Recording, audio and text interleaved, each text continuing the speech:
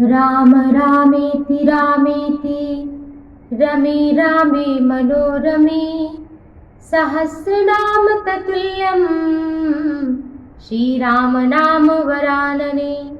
श्री राम नाम की बड़ी महिमा है और वैसे तो हर युग की महिमा है। पूजा पाठ व्रत उपवास सभी का बहुत ही महत्व है, लेकिन अगर बात करें भगवान के नाम की तो राम नाम की महिमा सबसे अधिक है, सभी युगों में है। और कलयुग के लिए तो तुलसीदास जी कहते हैं, कलयुग केवल नाम आधारा और सुमिरि सुमिरि नर उतरहि पारा। कलयुग केवल नाम के आधार पर है, क्योंकि यही कलिकाल न साधन दूजा, जोग यज्ञ जप तप व्रत पूजा, राम ही सुमिरिय गाई राम ही संतत सुनिय राम गुण राम ही। ऐसा क्यों कहा? व्रत पूजा उपवास सभी करना चाहिए हमें, लेकिन अगर राम नाम को अंक है सब साधन है सून, और अंक गए कछु हाथ नहीं और अंक लगे 10 दून। अगर पूजा पाठ जब तक उपवास के साथ में आप अगर नाम को सम्मिलित कर लेते हैं तो उसकी महिमा अनेकों गुना बढ़ जाती है। अगर नाम नहीं है, आप बहुत पूजा पाठ उपवास व्रत करते हैं तो उसका फल बहुत कम मिलने वाला है इस चौपाई के अनुसार। और कलयुग केवल नाम आधारा, कलयुग केवल नाम आधारा, ऐसा क्यों कहा? केवल क्योंकि मन पवित्र होना चाहिए, संविधा पवित्र होना चाहिए यज्ञ करने के लिए, और मंत्र अच्छे से उच्चारण करना चाहिए। अगर कोई भी त्रुटि है तो मंत्र का विपरीत फल हमें प्राप्त होता है शास्त्रों के अनुसार। लेकिन नाम ऐसा है कि अगर आपसे मरा मरा उल्टा नाम जपत जग जाना, वाल्मीकि भय ब्रह्म समाना। अगर उल्टा नाम वाल्मीकि ने जपा तो भी उसका क्या परिणाम मिला? वाल्मीकि भय ब्रह्म समाना, ब्रह्म के समान हो गए। और सुमिरि पवन सुत पावन नामो, अपने बस करि राखे रामो। और तो भगवान श्री राम का नाम जप करके श्री हनुमान जी ने राम को ही अपने बस में कर लिया। राम तो संपूर्ण ब्रह्मांड को अपने वश में किए हुए हैं, लेकिन उन ब्रह्मांड के एकमात्र स्वामी जगत के पालनहार भगवान श्री राम को ही अपने वश में हनुमान जी ने कर लिया। तो राम नाम की महिमा बहुत ही बढ़ चढ़ करके है। अगर श्रीमद् भागवत में देखें तो जब कलयुग गाय और बैल के जोड़े को मार रहा था और परीक्षित जी ने जब उसे दंडित किया तो फिर उसे छोड़ा क्यों? उसे इसलिए छोड़ा क्योंकि उसमें दुर्गुण तो बहुत थे कलयुग में, लेकिन एक गुण बहुत था। कौन सा? ये था कि जो सतयुग में ध्यान से, त्रेता में यज्ञ से और द्वापर में पूजा से, वही कलयुग में केवल भगवान के नाम मात्र लेने से प्राप्त हो जाता है।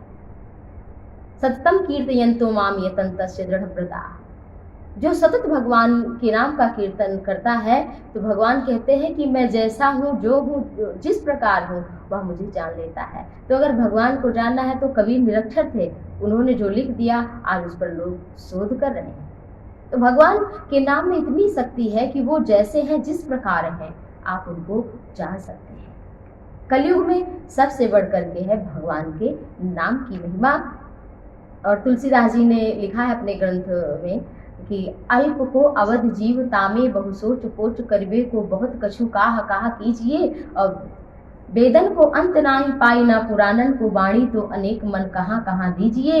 और काव्य की कला अनंत छंद के प्रबंध बहुराग अति रसीले रस कहाँ बीजिए। और सब बातन की एक बात तुलसी बताए जात, जन्म जो सुधारा चाहो तो राम नाम पीजिए। अगर अपने जन्म को सुधारना चाहते हैं तो राम नाम पीजिए, आपका नाम इस संसार में रहेगा। और राम के नाम में अनंत शक्ति है। जो राम का नाम लेता है और वो सभी प्रकार के सुखों को प्राप्त कर जाता है, प्राप्त कर लेता है। राम जो है, जैसे है, वो राम को जान लेता है। हम लोग क्या कहते हैं अंत में? राम नाम सत्य है। तो कुछ लोग हैं जो केवल लक्ष्मी का स्मरण करते हैं, और लक्ष्मी किस पर बैठ कर आती है? उल्लू पर बैठ कर आती है। तो अगर केवल लक्ष्मी की उपासना, आप केवल अगर इस सांसारिक सुख की उपासना अगर आप कर रहे हैं तो आप उल्लू ही बनकर इस संसार से विदा होने वाले हैं। लेकिन अगर आप लक्ष्मी के साथ नारायण का भी भजन करते हैं, नारायण को भी चाहते हैं, नारायण आपके घर में आते हैं, तो वह किस पर आते हैं? लक्ष्मी जी को लेकर के विष्णु भगवान किस पर लेकर आते हैं? गरुड़ पर लेकर आते हैं। और शास्त्रों के अनुसार जब गरुड़ उड़ते हैं तो उनके पंखों से वेद की ऋचाएँ निकलती हैं, साम वेद उद्गीत होता है। तो ये बड़ी महत्व की बात है कि आप नारायण के साथ में लक्ष्मी नारायण की उपासना करेंगे तो आपके घर में शांति सुख बना रहेगा। मान लीजिए आपने लक्ष्मी की उपासना की, लक्ष्मी आपके घर में आ भी गई तो क्या बना देंगी, क्योंकि उनका वाहन तो उल्लू है। आप शराब पिएंगे, जुआ खेलेंगे, वेश्यावृत्ति में खर्च करेंगे, इत्यादि खर्च करेंगे, और उसका परिणाम क्या होगा? लक्ष्मी आई तो, लेकिन आपको पाप का भागी बना गई। वहीं अगर नारायण के साथ लक्ष्मी आई तो आपके भीतर सद्बुद्धि आएगी। वेद क्या करता है? सामवेद। आपके भीतर ज्ञान आएगा, ज्ञान से वैराग्य आएगा, भक्ति आएगी। तो इन सब चीज़ों का अगर मिलन आपके इस बुद्धि में रहेगा तो आप इस संसार में भोगों को भोगते हुए भगवत प्राप्ति आसानी से कर लेंगे और पुण्य आत्मा बनकर इस संसार से विदा होंगे। इस संसार में भी आपका नाम होगा। अगर चोर, जुआरी, शराबी बनकर विदा होंगे तो लोग आपके पीठ पीछे ही कहने वाले हैं कि बड़ा शराबी था, शराब पीकर मर गया, या कुछ जो भी आप करते हैं, हम करते हैं गलत काम, हमारे पीठ पीछे यही कहने वाले हैं। लेकिन अगर हम भक्ति के साथ, शक्ति के साथ, दान के साथ, धर्म के साथ जुड़कर इस संसार से ज्ञान के साथ लोगों की हेल्प करके विदा होते हैं तो हमारी आत्मा है वो हमको कृत्य कर देगी और वास्तविक रूप में मानव जीवन सफल हो जाएगा।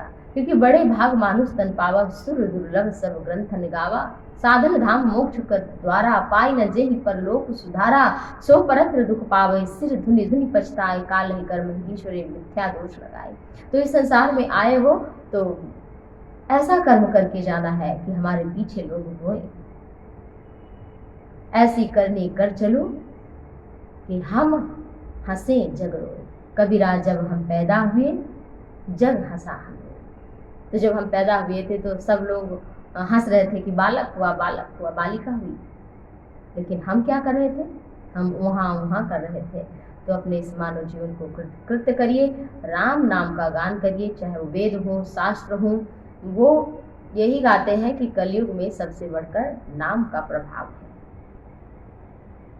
नाम आप बैठते समय, उठते समय, खाते समय, पीते समय, अपवित्र अवस्था में आप स्नान नहीं किए हैं तो भी राम राम आप बोल सकते हैं, राधे श्याम आप बोल सकते हैं। तो आप भगवान के नाम की महिमा जान करके इस संसार में रहते हुए सारे करते कर्म करो विधि नाना, और मन राखो जहाँ कृपा निधाना। तो प्रेम से बोलिए जय जय श्री सीताराम।